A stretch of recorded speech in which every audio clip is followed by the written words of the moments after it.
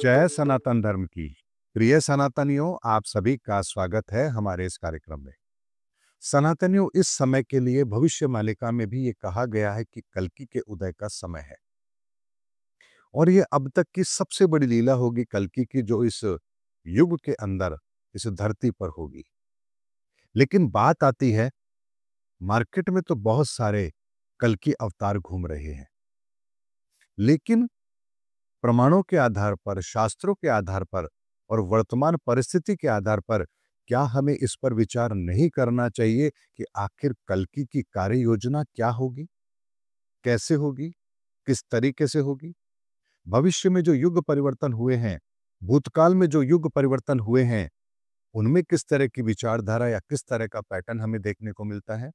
तो आज के इस वीडियो में हम एक-एक बात को समझेंगे ताकि हमें ये पता लगे कि कल्कि कार्य कैसे करेंगे और हम कल्कि को कैसे पहचानेंगे। सनातनियों, धर्म युग के अंदर जब हम प्रवेश करने जा रहे हैं तो हमें ये समझना है कि ये परिवर्तन हर युग में होता है।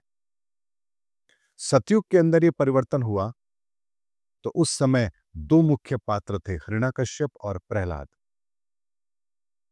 यानी सबको पता था कि हिरण्यकश्यप सबसे ताकतवर है, राजा है, और प्रहलाद उसी का बेटा है, लेकिन वो उसकी प्रभुत्वता को स्वीकार नहीं कर रहा, वो नारायण को ही स्वीकार कर रहा है। तो यहां हमारे सामने दो मुख्य पात्र बिल्कुल स्पष्ट थे और हिरण्यकश्यप के वध के बाद ही युग परिवर्तन का कार्य आरंभ हो गया।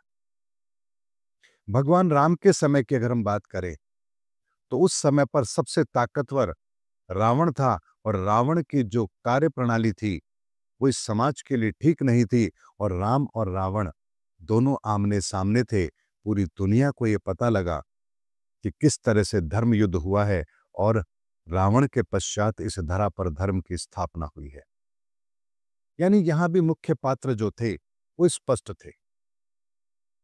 लेकिन द्वापर युग के अंदर भगवान श्री कृष्ण और कौरव पांडव, ये सब भी हमारे सामने इनका पूरा दृष्टांत है।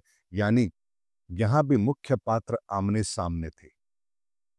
महाभारत का युद्ध होता है और कौरवों और पांडवों के बीच में युद्ध हुआ और कौरव हारते हैं, पांडव जीतते हैं, धर्म की स्थापना होती है। ये बात भी हमें आसानी से पता लगी। लेकिन वर्तमान में तो कलयुग है और इस कलयुग के अंदर अगर धर्म की स्थापना होनी है, कल्कि ने कार्य करना है, कली ने कार्य करना है, तो आखिर करेंगे कैसे? क्या पूरे संसार के अंदर कोई ऐसा व्यक्ति निकल कर आएगा जो पूरे संसार को ही संकट में डाल देगा? और चलिए मान लीजिए ऐसा हमें होता हुआ दिख भी रहा है, किसी एक व्यक्ति के कारण से पूरा संसार इस समय बड़ा उथल-फुथल हो रहा है, तो फिर उसके काउंटर रिप्लाई के लिए कल्कि काम कैसे करेंगे?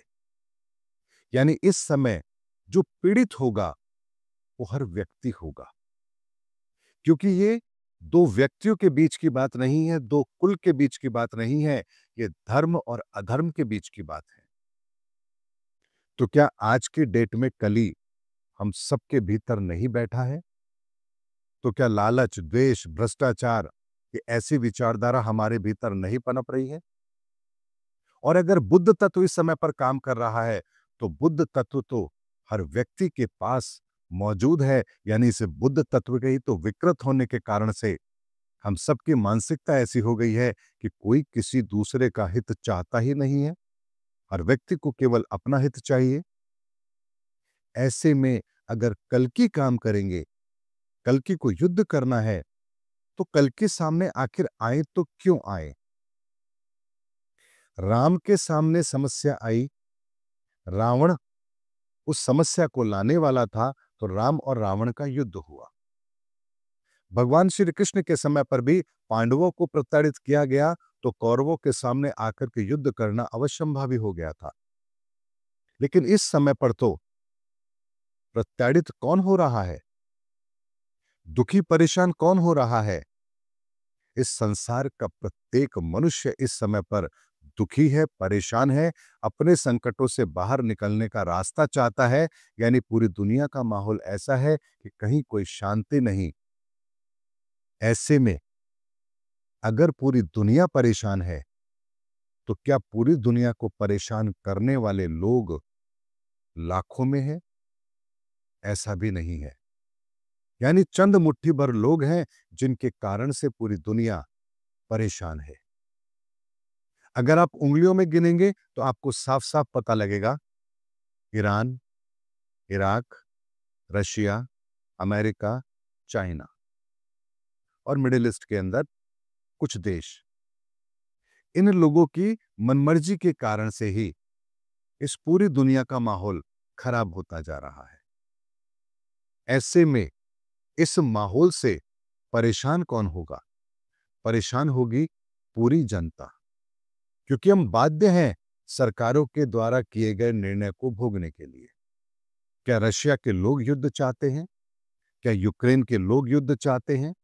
लेकिन उनके राष्ट्राध्यक्षों की हठधर्मिता के कारण से ये परिस्थितियां पैदा होती हैं।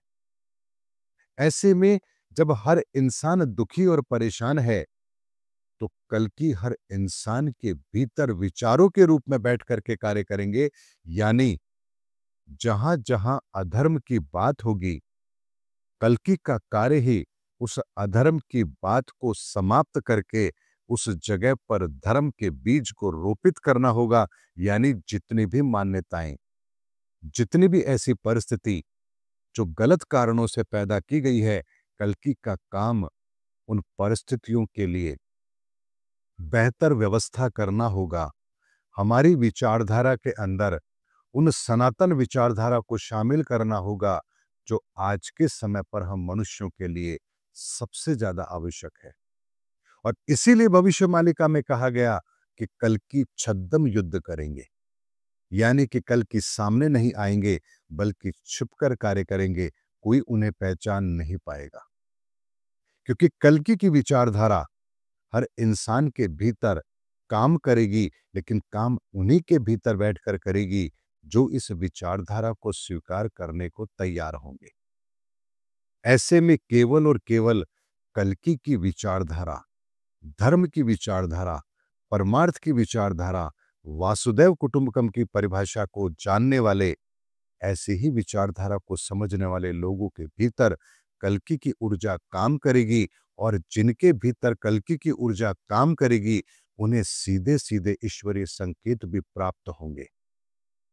और ईश्वरीय संकेतों के आधार पर जब वो अपना कार्य करेंगे, तो समाज के अंदर, दुनिया के अंदर कोई भी ऐसा व्यक्ति नहीं होगा जो उनके सामने खड़ा रह पाएगा।